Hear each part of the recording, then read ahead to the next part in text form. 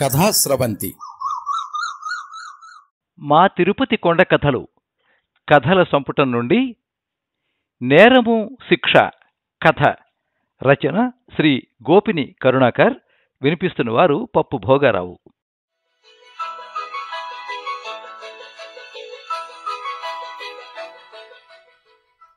మా జేజి తాత గుళ్ళో మామిడాకు తోరణాలు కట్టేవాడు. సాయంత్రం అడవికెళ్ళి మామిడాకులు కోసుకొచ్చి పొద్దునే దేవుడి కట్టే ముందే లేచి గుడి అంతా తోరణాలు కట్టేవాడు. తోరణాలు కట్టుకుంటూ మహాద్వారం దగ్గరికి వచ్చేసరికి బళ్ళును తెల్లారేది. లేలేత సూర్యకిరణాలు బంగారు వాకిలిపై పడి ఆకుపచ్చ కాంతిని వెదజల్లేవి. ఆకుపచ్చని మామిడి తోరణాలతో కలకలలాడుతున్న గుడిని సంతృప్తిగా చూసి ఇంటికొచ్చేవాడు జేజి తాత. పచ్చని తోరణం కింద నుంచి గుళ్ళోకి అడుగు పెడితే ఆనందనీయంలోని దేవుడు చిరునవ్వుతో పలకరించేవాడు. ఒకరోజు మామిడాకులు కోసుకురావడానికి అడవికి వెళ్తుంటే, నేను వస్తాను తాత అడవికి అన్నాను.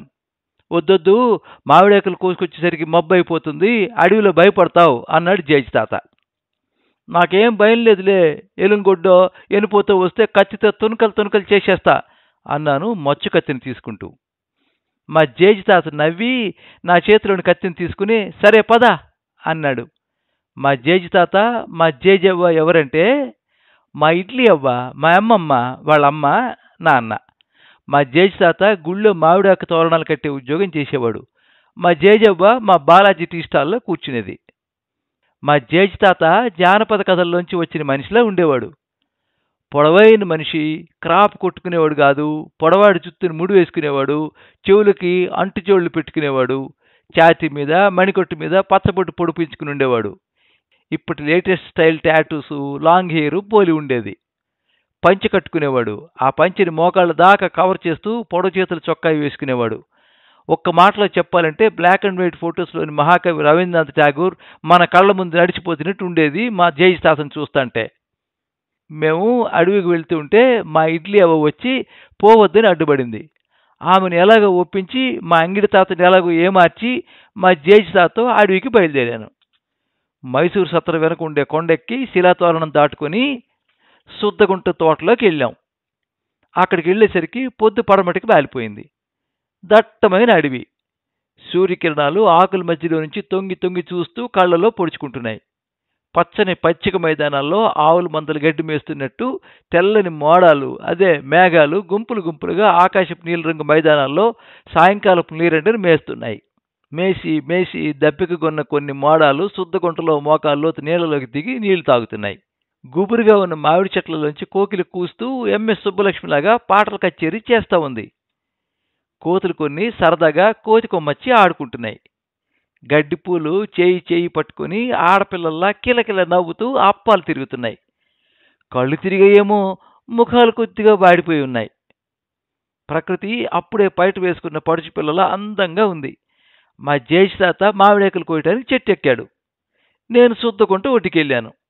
అలలు తలల్ని ఒడ్డుకేసి కొట్టుకుని మళ్ళీ నీళ్ళలోకి విరిగిపోతున్నాయి. ఆ అలల్లో నుంచి కప్ప ఒకటి ఎగిరి ఒడ్డుకొచ్చింది. నోరు తెరిచి చెంపల్ని కదిలించింది. ఒళ్ళు విరుచుకుంది. తీగ మీద నుంచి దిగొస్తున్న నల్ల చీమను చూసి ఒక గంతేసి నాలుకని వలలా విసిరి లటక్కను నోట్లో వేసుకుంది. రెప్పపాట్లో చీమ కప్పకు ఆహారమైంది. కప్పను చూస్తుంటే నాకు ఒళ్ళు మండింది. చీమను చంపిన కప్పకు శిక్ష వేయాలనిపించింది. కప్పను పట్టుకోవడానికి ప్రయత్నించాను. అది నా చేతికి చిక్కకుండా గడ్డి మీద గెంతుతూ రాతి కిందకి వెళ్ళింది. ఆ రాయిని పెకిలించి కప్పను పట్టుకున్నాను. ఆ కప్ప కాలుకి దారం కట్టి ఆ దారానికి చివర గులకరాయిని గట్టిగా ఊడిపోకుండా కట్టాను. కప్పను నేల మీద వదిలాను. అది ప్రాణభయంతో గెంతపోయింది. దారానికి కట్టిన గులకరాయి బరువుకి గెంతలేక చతికిలబడింది. ఆ గులకరాయిని లాగలేక గెంతలేక గడ్డి మీద అవస్థలు పడతా ఉంది. ఆ కప్పను చూస్తుంటే నాకు చాలా సంతోషం వేసింది. దాని అవస్థలు చూస్తుంటే నవ్వు వచ్చింది. విరగబడి నవ్వాను. మామిడి చెట్టు కొమ్మ మీద కూర్చొని ఆకులు కోస్తూ ఇది గమనించాడు మా జేజి తాత. నేను ఆ కప్పను అక్కడ వదిలేసి పచ్చిక మైదానంలోకి వెళ్ళాను. అక్కడ తూనికట్టెలు, అదే తూనిగలు గుంపులు గుంపులుగా గడ్డి పరకల మీద వాలుతూ ఎగరతా ఉన్నాయి. తూనికట్టెలను చూస్తూనే వైమానిక దళం ఆకాశంలో విన్యాసాలు చేస్తున్నట్టుంది. ఒక తూనికట్టెను పట్టుకున్నాను. దాని తోకకి గడ్డి పువ్వుని గుచ్చాను. అది నా చేతుల్లో విలవిల్లాడింది. దాన్ని సంతోషంగా గాలిలోకి వదిలాను. అది ప్రాణభయంతో రివ్వున ఎగిరింది, దాని తోక కూర్చుని గడ్డి పువ్వుతో సహా. నేను చప్పట్లు కొడుతూ సంతోషంగా ఎగిరాను. ఆకులు కోస్తూ దీన్ని కూడా గమనించాడు మా జయేష్ తాత. అక్కడి నుండి మామిడి చెట్టు కిందకు వచ్చాను. ఎక్కడి నుంచో జీరంగి ఒకటి రువ్వున ఎగురుకుంటూ వచ్చి అక్కడ ఉన్న తుమ్మ చెట్టు మీద వాలింది. తుమ్మ చెట్టు ఆకులను మేస్తూ ఉంది. జీరంగి అంటే నాకు చాలా ఇష్టం. దాన్ని పట్టుకొని అగ్గిపెట్టిలో దాచిపెడితే గుడ్లు పెడుతుంది. దాని మెడకు దారం కట్టి వడిసెల రాయిని తిప్పినట్టు తిప్పుతూ ఆడుకోవచ్చు. వెంటనే వెళ్ళి జీరంగిని పట్టుకున్నాను. దాని మెడకు దారం కట్టి వడిసెల రాయిని తిప్పుతున్నట్టు తిప్పుతూ ఆడుకుంటున్నాను. రెక్కల్ని చాపి రువ్వున గుండ్రంగా గాలిలో రంగులు రాటం తిరుగుతోంది జీరంగి. రౌండ్కి మెల్లగా స్పీడ్ పెంచుతూ దానికి ఊపిరి సలపనివ్వకుండా తిప్పుతున్నాను. అది గమనించి మా జయేష్ తాత గబగబా మామిడి చెట్టు దిగొచ్చాడు. కోపంగా నా చేతిని పట్టుకుని ఆపాడు. జీరంగి బ్యాలెన్స్ తప్పి నేల మీద పడింది. దాని మెడకు కట్టిన దారాన్ని తెంపేసి దాన్ని వదిలేసినాడు. అది రెక్కల్ని విదిలించి ఎగరలేక కింద పడింది. మళ్ళీ ఎగరడానికి ప్రయత్నించింది. ఈసారి కొంచెం దూరం ఎగరగలిగింది. ఎలాగో ప్రాణాన్ని కూడా తీసుకుని రివ్వున ఎగిరిపోయింది. ఉండి నీ పని చెప్తాను అని చెప్పి ఓ పెద్ద గుండు తీసుకొచ్చి నా నడువు కట్టాడు. ఎందుకు కడుతున్నాడో నాకు అర్థం కాలేదు. అడిగితే కొడతాడని భయం. నోరు మూసుకుని రాయిని నడుము కడుతుంటే కట్టించుకున్నాను. ఆ కప్ప నేనేం చేసింది? దాని కాలికి గులకరాయిని కట్టావు, తూనికెట్టి తోక గడ్డి పువ్వుని ఎందుకు గుచ్చావు? దానికి ఎంత బాధ ఉంటుంది? జీరంగి మెడకి దారం కట్టి తిప్పితే చచ్చిపోదా అన్నాడు కోపంగా. నేను నేరం చేసిన వాళ్ళ తల వంచుకుని నిల్చున్నాను. వెళ్ళు, ఈ రాయిని మోసుకుంటూ వెళ్ళి తునికట్టి తోక గుచ్చిన గడ్డి పువ్వుని తీసేయి, కప్ప కాలు కట్టిన గులకరాయి నిప్పేసేయి, వెళ్ళు అని కసురుకున్నాడు. నేను ఆ రాయిని మోసుకుంటూ పచ్చిక మైదానంలోకి వెళ్ళాను. తూనికట్టెలు గుంపులుగా ఎగురుతున్నాయి. గడ్డి పువ్వు గుచ్చిన తూనికట్ట కోసం వెతుకుతున్నాను. నడుము కట్టిన రాయిని మోయటం భారంగా ఉంది. అడుగులు తడబడుతున్నాయి. ఒళ్ళంతా చెమటలు పట్టేసాయి. దప్పిక వేస్తూ ఉంది. నాలుగు పిడిచి కడుతోంది. అయినా తూనికట్ట కోసం వెతుకుతున్నాను. అదుపు తప్పి కింద పడ్డాను. మోకాలు చిప్పలు కొట్టుకుపోయాయి. ప్రాణాన్ని కూడ తీసుకుని లేవబోయాను. గట్టు మీద ఎగరలేక రెక్కల్ని టపటప కొట్టుకుంటూ తూనికట్ట కనిపించింది. దాని తోక కూర్చుని గడ్డి పువ్వుని తీసేశాను. అది స్వేచ్ఛగా రెక్కల్ని రెపరెపలాడిస్తూ ఎగిరిపోయింది. అక్కడి నుంచి కాళ్ళు ఈడ్చుకుంటూ శుద్ధగుంట ఒడ్డుకొచ్చాను. కప్ప కోసం వెతుకుతున్నాను. గులకరాయిని ఈడ్చుకుంటూ వెళ్ళిన జాడను పట్టుకుని వెతుకుతున్నాను.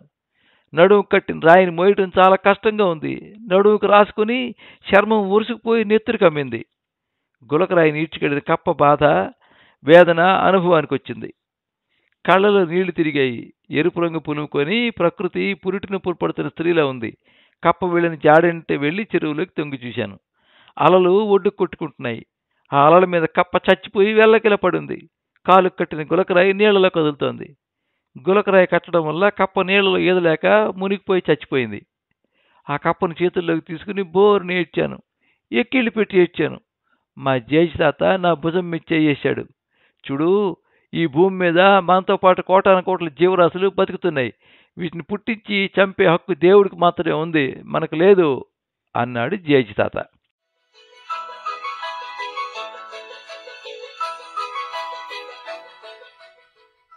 మీరింతవరకు మా తిరుపతి కొండ కథలు కథా సంపుటం నుండి నేరము శిక్ష కథ విన్నారు.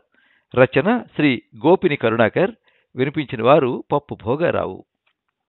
ఈ కథ మీద మీ అమూల్యమైన అభిప్రాయాన్ని కింద కామెంట్ బాక్స్లో రాయండి.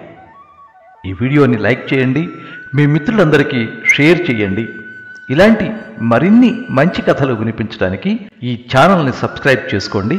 పక్కనే ఉండే బెల్ ఐకాన్ని క్లిక్ చేస్తే ఇలా అప్లోడ్ చేసే వీడియోల వివరాలన్నీ కూడా మీకు ఎప్పటికప్పుడు నోటిఫికేషన్ ద్వారా తెలుస్తాయి.